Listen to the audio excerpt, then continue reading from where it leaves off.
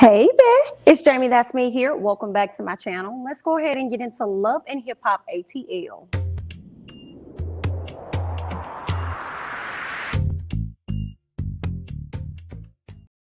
Now, last night's episode was pretty good, okay? I have to say tonight's episode was really good for the most part, but y'all know it's because I really miss me some Mama D.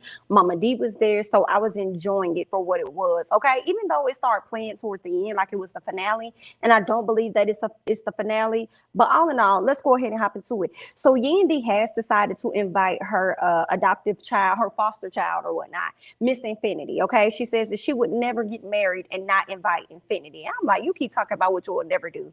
Okay. I would never get married and not have Jonathan here. I would never get married and not let Rasheeda and Sierra celebrate their birthday. I said, girl, shut up with you and this. I would never. Let's move on. Okay. So like I said, she's definitely going to have her Infinity to be a part of the wedding, and she's also going to have her in the wedding. So that's great. Okay. Now Sierra and her boo, honey, they over there trying to make a baby. At least Miss Sierra is. That's what she's trying to do. That's her plan. That's her mission. She wants to be able to tell her child that you were, conceived in Dubai.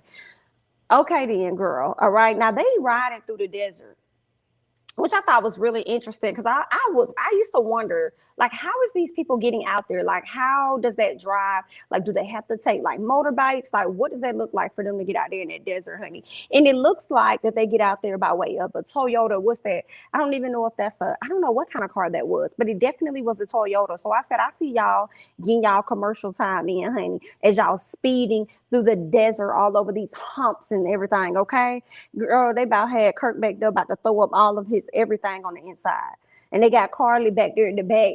Woo, Miss Karlie was just, child, it was a mess. They know they ain't have to speed with those older folks like that in the back of their car. All right, but nonetheless, they made it to where they needed to be. And they took pictures, had a good time. But my question was more so for Rasheeda, like, you grown enough and old enough to know, girl, why did you wear these all white shoes out here to this desert like that? But I guess you got money to waste, so okay. Let's move on, honey. So they decide to go on over and watch the belly dancers. The belly dancers up there getting it and everything. They doing their thing or whatnot. So Yandy decides to use this time to pull Karlie to the side to have a conversation with her. She just wants to let her know how much she admires her as a mom or whatnot. And, Yandy is definitely going to use this opportunity to not more so speak on you, Karlie, but to more so speak on her and her own situation and stuff that she got going on, okay?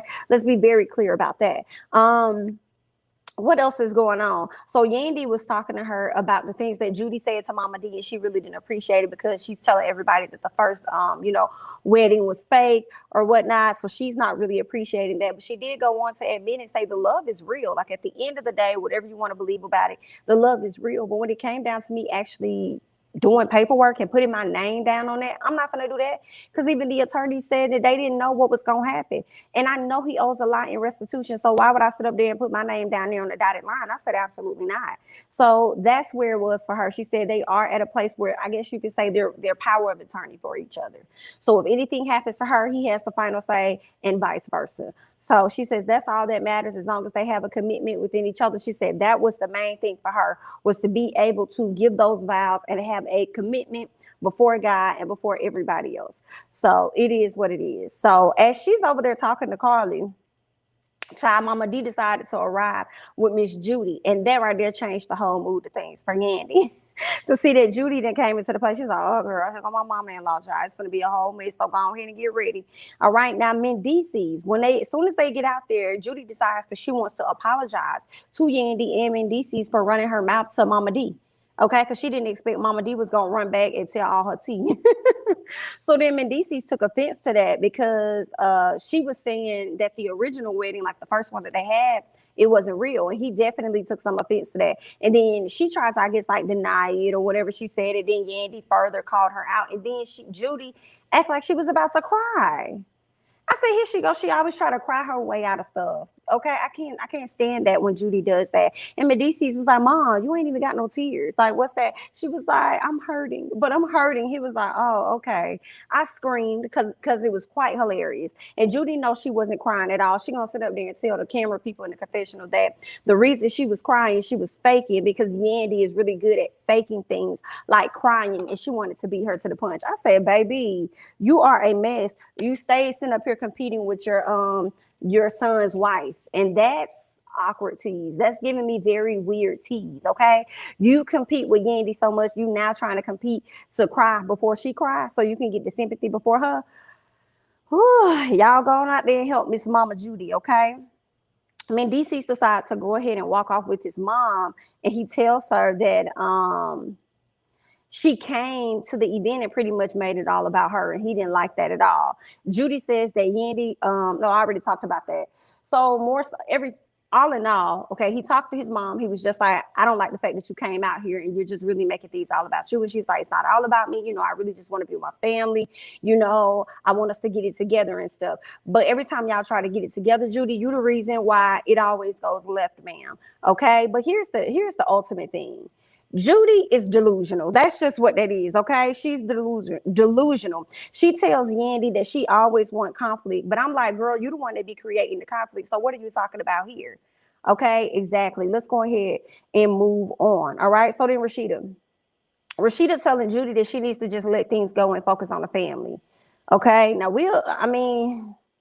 girl, I don't understand Miss Judy, girl. That's what she need to be doing. You would have thought when she came out there, she was just gonna focus on the family, but that didn't work out too well. Okay. So let's go ahead and get to Sierra and Karlie. Okay, so Sierra and Karlie. Sierra tells her that she is trying to make a baby.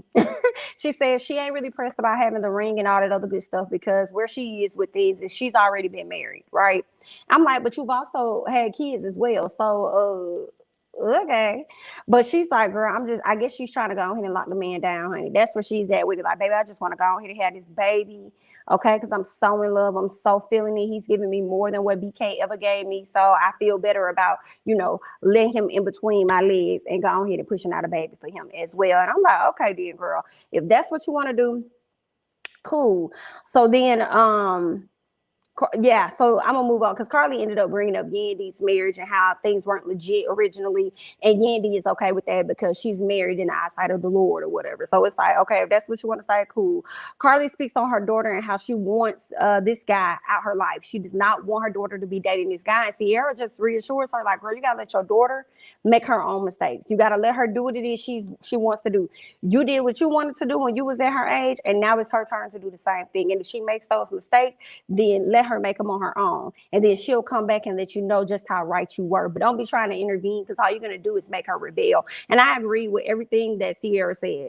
Just fall back. And you saying all this negative stuff and not really feeling like he's a great guy, we ain't even seen nothing yet. And Karlie may be right, she may be wrong, but that boy seemed like he was on that trip and he was minding his business.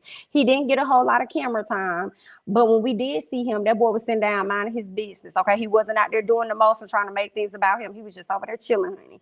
So get it together, girl. All right. So are you really pressed about something else because you are at a place where you finally ain't got no man? Because every season you've been on this show, Karlie, you've always had a man filling in that space. And then now you got your daughter filling in that space, and your daughter done found her a man. Is that what it is? Your daughter got somebody and you ain't got nobody? And now you want to sit up there and try and take up all this girl time talking about you want the time to be between y'all two, but it's been plenty of times that you wasn't trying to give her no time at all. So, girl, it is what it is. I'm not studying Miss Karlie and these antics she out here spewing, honey. Let's go ahead and move on. So Mama D and Judy, honey, I was hollering when this right here went down between Mama Judy and and Mama Judy and Mama D. And when Mama D was sitting up there, I don't know what she was sitting in. She was sitting in some chair or whatnot. Girl, when I tell you them ankles was ashy, I said, not Mama D. I said, if y'all don't get this lady some lotion, who let her sit up here with these pointed toe flats on her feet? And y'all ain't give Mama D no doggone lotion. Y'all wrong for that. So Judy comes out there because she's upset with the fact that Mama D told Yandy what she said. And it's like, girl, you should have been upset with yourself because you should have never told Mama D anything, number one. And number two, you reached out to Mama D because you needed Mama D help. The audacity, and then now you want to sit up here and be mad?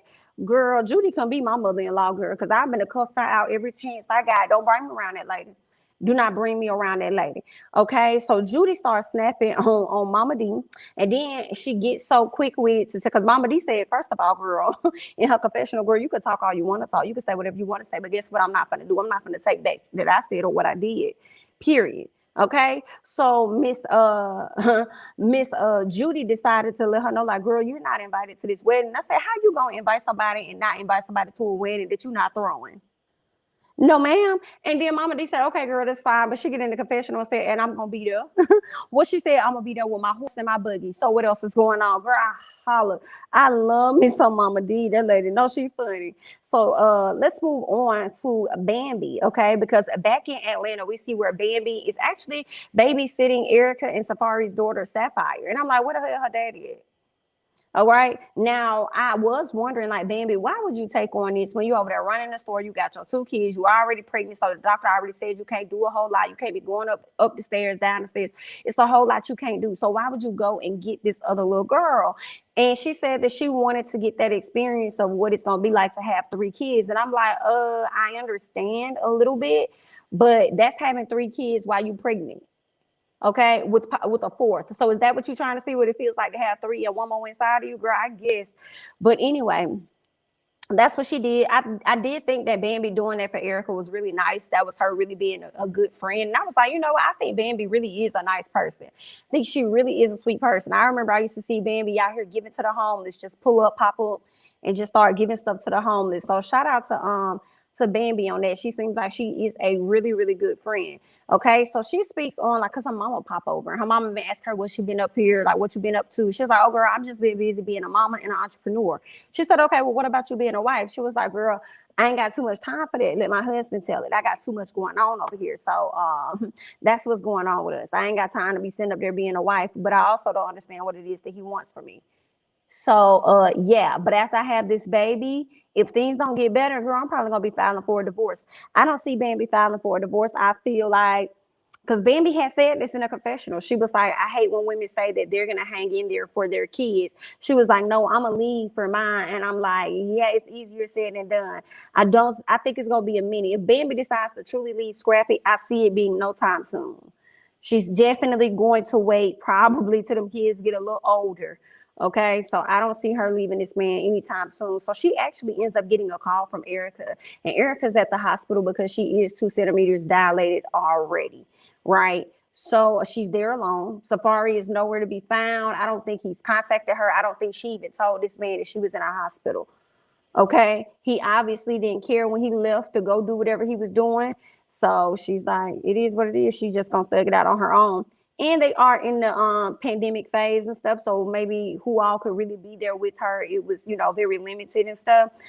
But at the end of the day, I'm sure they would have let him in there. And I feel like he should have definitely been there by her side. Like, your child is about to be born. And if this child is born sooner than it needs to be, it's going to be a premature baby, which means it's probably going to most likely be in the dang old hospital for some time up until his due date, or until he gains a certain amount of weight or whatever before he could come home. So I just thought that was really messed up. And it just really made me feel a way to see both of these pregnant ladies on the phone and having to go through what they go through, especially with Bambi, because she got 2 extra kids and she over here stressing. So I didn't really like to see that, but it was cute to know that they were able to confide within each other. So I'll give them that. But I just wish that the husbands were actually present, shall I say. So what else ended up happening? I think that was pretty much it. Bambi said that after she listened to Erica talk about, her and Safaree and her going through the divorce and stuff like that, it's starting to make her reconsider and rethink. The fact that Miss Girl is going through a lot by herself is making her rethink, like, is this something I want? Do I really want to go through this divorce? You know what I'm saying? And I'm like, you probably aren't, but you got to look at it. Girl, that man already ain't there for her with her being married. So that's the same. Like, listen, if Scrappy ain't there for you while you married, he damn sure probably not gonna show up when you getting a divorce. So it's gonna be the same thing. But either way, to both of you ladies, good luck. And let's go ahead and move on to Yandy and mendeecees, okay? Because she asked what his plans are when it comes to his mama and this ceremony that they're about to have. And he doesn't really want her around if she's going to be continuing to be hurtful towards them. He don't want her around, right? So later on, we can see them at the birthday party. And Kirk decided to, upgrade Miss Rasheeda with a lot. He gave her a new wedding band, a wedding ring. He gave her some jewelry, some canaries or something like that, a bracelet and some other stuff, some earrings. Like, so he really iced Miss Girl out. And when it comes down to Sierra, because their birthdays are a day apart, when it's time for Sierra to get her gifts, her guy take her to another room, which was private and stuff, which I think he had plans to do off the grid. I feel like he showed her that sooner than what he wanted to, but after watching how Kirk iced out his girl, he didn't want Sierra to sit there just looking like, well, where my gifts at? So I feel like he was like, follow me and let's go over here. But how the setup was made, I think it was supposed to be an intimate moment between just the two of them. So he didn't, ice out Sierra or anything like that. And I'm like, ain't nothing wrong with that. That's cool. Kirk and Rasheeda been married forever. Y'all are fresh. Y'all are new. You can build up to that status and to that place, right? So he ended up getting to the room and saying that he had something to ask her. And I'm like, well, what was the question? Because I don't recall if I ever caught what that question was. But all in all, he had her name spelled out and he had a Chanel bag there and he ended up giving her a Chanel purse. And I think he had some roses and stuff like that. So I was like, okay, then I guess, she didn't seem too happy. She wanted a little more, but she said, I guess this will do. So good luck. Okay, so that's that on that. Let's go ahead and fast forward to Mama D talking to mendeecees, okay? Because she talking to him about his mama antics and her actions, how she had been out here showing her, saying mendeecees said that he tired. He's so tired of her. He over it. Like at this point, he don't even plan on giving her the address, the address to the wedding. And I said, ain't that something? You've been sitting up here talking about Mama D, how she not invited, and your son damn near not about to give you the address so you can even show up, girl. You don't even know the location, and you done uninvited somebody. So all in all, Jonathan encourages him to let it go and allow her to be there for those moments, because even though he and his mom were at odds, he still gave her room to show up to monumental things within his life. So as they got closer later on, he looks back and he's so glad that he has those photos and certain things that he could share with her. So he's really happy about that part. And he encourages mendeecees to do the same. So he's considering it, Mama D Mama D is also encouraging him, letting him know that that's still your mama. And I understand that, but I kind of feel like that stuff do only go so far now. It do only go so that's still your mama, okay, and I'm still your child. Excuse me? So just like he shouldn't be disrespectful to her just because she's a parent, and in her case, barely raised him, you can't be disrespectful to him either. That makes no sense to me. But okay, especially when you always probably in his pocket and his wife's pocket as well, with your disrespectful acts. Let's go ahead and move on, okay? So Erica is still in the hospital, and I felt bad for Erica. She sounds so nervous and so worried and stressed the hell out. It was just all in her voice as she's laying up in this hospital. And I feel like my anxiety would have kicked in too. All right, I got one child that's over there hoping that child is safe. I still got my oldest child trying to make sure that he good or whatever. Then I got this whole pandemic and stuff that's going on. My husband out here acting the damn fool, don't know what's going on over there. And then his child could come at any moment, and I'm nervous about what's going to happen afterwards, okay? Having my child in this hospital, could I catch the virus? Could my child possibly catch the virus? Like, I would be worried about all kind of stuff. So I really felt bad for her. Okay, Erica did cry it out, and she says that she really did not want to get this divorce from him, but he really was leaving her no choice. You got to do what you got to do. I mean, sometimes the divorce makes them snap back, and sometimes it don't. You just got to do what you got to do, because he damn sure told you he'll never put you before him, which makes no sense. But okay. So let's move on to mendeecees and Yandy. So mendeecees did decide to take his mama's Jonathan's advice and invite his mom. And Judy came and she sat down and she shut the hell up is what she did, okay? Yandy got her makeup and stuff on. She came outside and I thought Yandy looked really nice. Jonathan did a great job on her makeup. I liked her dress and stuff. It was really cute. Mendeecees looked very handsome and stuff. So I thought that it looked really good. They renewed their vows and everything. And I was shocked to see that they had way more people there than what I expected. Yeah, they had quite a few people. I don't know why. I probably figured they was gonna have like 2 rows of people or something, but it was like, no, girl. They had about 10 rows of folks on each side. And I said, okay, then that's fine. Y'all did say y'all was gonna invite the whole family, honey, and that's what they did. But Judy went over, congratulated them, took pictures with them, and then she ended up telling them that she will no longer be mentioning things about what's going on within their family or something like that. Like she's not gonna speak against them moving forward. Judy, how many times have you come to us on this good platform of VH1 and Love and Hip Hop? Okay, how many times have you come on this show and told us what you're not gonna do, and then you always go back and renege? Girl, save it for somebody else, because we Americans do not have time for your bullshit. Okay, but either way, honey, good luck. But that is all that I have for Love and Hip Hop ATL. Okay, you guys hop down in the comments and let me know your thoughts about Love and Hip Hop. Let me know if y'all saw Mama D ash your feet down there and they was wrong for that. Let me know your thoughts about the whole interaction she had with Judy. Do you feel like Judy was in the wrong? Would you have invited her to your wedding, or would you have told her no? Would she have gotten the address or not? Leave your thoughts and comments down below. I'm Jamithatsme. Don't forget to like, comment, subscribe, share my videos. Follow me on Instagram and Twitter, and I'll catch you guys in the next one. Bye-bye.